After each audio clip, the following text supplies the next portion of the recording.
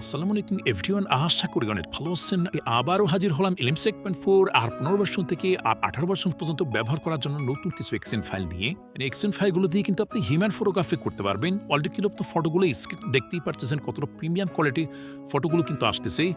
এক্সেন ফাইলগুলো কিন্তু আপনি ব্যাক ক্যামেরা এবং ফ্রন্ট ক্যামেরার সাহায্যে কিন্তু হিউম্যান ফটোগ্রাফি করতে পারবেন। একেবারে ডিএসএলআর কোয়ালিটি কিন্তু ফটোগুলো আসবে। এছাড়াও আপনি day side, night side, macro ফটোগ্রাফির জন্য কিন্তু এক্সেন ফাইলগুলো চাইলে ব্যবহার করতে পারেন। এই এক্সেন ফাইলগুলো কিভাবে সেট আপ করে ব্যবহার করবেন সবকিছু বিস্তারিত দেখিয়ে দেবো। তো আপনার কালার ভার্সন, যারা এই ধরনের কালার ভার্সন অ্যাপ্লিকেশনগুলো ব্যবহার করতে চান, ভিডিও ডেসক্রিপশনে আমাদের টেলিগ্রাম চ্যানেল দেওয়া থাকবে, ওইখান থেকে আপনারা এই অ্যাপ্লিকেশনগুলো ডাউনলোড করে নিতে পারবেন। সব ধরনের কালার ভার্সন অ্যাপ্লিকেশনের লিঙ্কগুলো কিন্তু ভিডিও ডেসক্রিপশনে দেওয়া থাকবে। দেখতে পাচ্ছেন এখানে যে এক্সিম ফাইলগুলো দিতেছি, এক্সিম ফাইল দিয়ে কিন্তু আপনি day side, night side, human ফটোগ্রাফির জন্য কিন্তু ব্যবহার করতে পারবেন। চাইলে কিন্তু আপনার ম্যাক্রো ফটোগ্রাফির জন্য কিন্তু এক্সিম ফাইলগুলো ব্যবহার করতে পারেন। খুবই প্রিমিয়াম কোয়ালিটির কিন্তু ফটোগুলো আসবে। অলরেডি কিন্তু আপনার কালারগুলো দেখছেন, লাইটরুমের প্রিসেটের মতো কালারগুলো কিন্তু আসতেছে। আপনি সেলফির জন্য কিন্তু হিউম্যান ফটোগ্রাফি করতে পারবেন পোর্ট্রেট মোডে। একেবারে ডিএসএলআর কোয়ালিটি কিন্তু ফটোগুলো আসবে। তাছাড়াও কিন্তু আপনি ডে সাইডের জন্য, নাইট সাইডের জন্য কিন্তু ব্যবহার করতে পারেন। তবে আপনার রাতের জন্য কিন্তু হিউম্যান ফটোগ্রাফির জন্য এই এক্সিম ফাইলটা একেবারে বেস্ট হবে। আপনারা ব্যবহার করলে কিন্তু বুঝতে পারবেন। এক্সিম ফাইল দিয়ে আমি কিছু ফটোগ্রাফি করেছি, আমি আপনাদের দেখিয়ে দিচ্ছি আসলে এক্সিম ফাইলগুলো কেমন কাজ করতেছে। চ্যানেলে যদি নতুন হয়ে থাকেন অবশ্যই চ্যানেলটি সাবস্ক্রাইব করে দিবেন আর পাশে থাকা বেল আইকনটা প্রেস করে রাখবেন।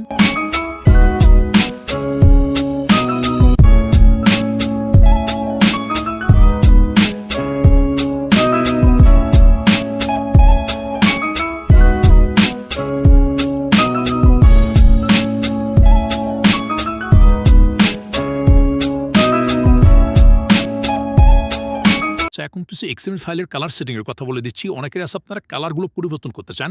সেক্ষেত্রে আপনার যে এক্সএমএল ফাইলটা আপনারা কালার পরিবর্তন করতে চান, সেই এক্সএমএল ফাইলটা আপনারা ফার্স্টে ইনপুট করে নেবেন। ইনপুট করার পরে এখান থেকে আপনারা সেটিং অপশনে চলে আসবেন।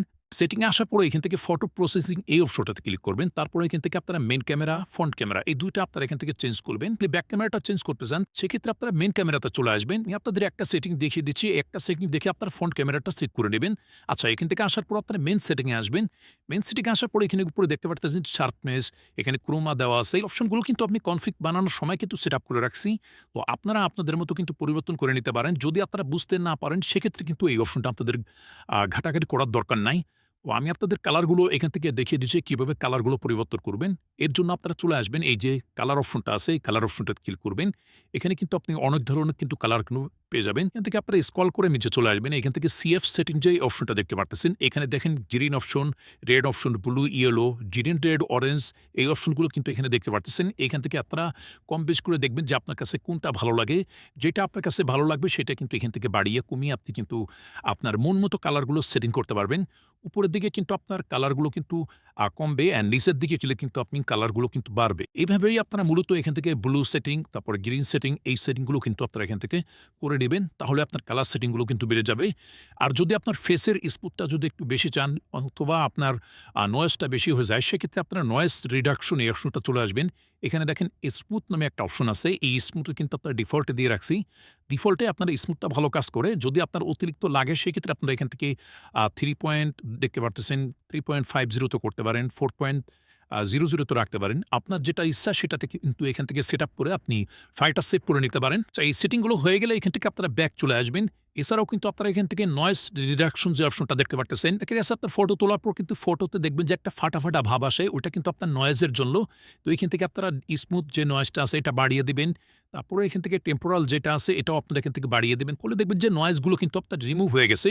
আচ্ছা, এই সেটিংগুলো আপনি মন মতো করছেন, এইটা কিভাবে সেট আপ করবেন এটা সেভ করে নেওয়ার জন্য এখান থেকে কনফিগে চলে আসবেন। তারপরে এখান থেকে সেভ সেটিং, এখান থেকে আপনি আপনার নামটা লিখে দিতে পারেন, অথবা আপনি আপনার মতো একটা নামে আপনার এক্সিম ফাইলটা তৈরি করে নিতে পারেন।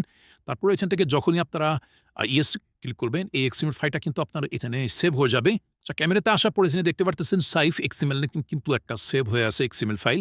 এক্সিমেল ফাইলটাই কিন্তু আমরা মাত্র সেটিং করে সেভ করলাম আপনাদের সামনেই। এভাবে কিন্তু আপনারা সেভ করতে পারবেন।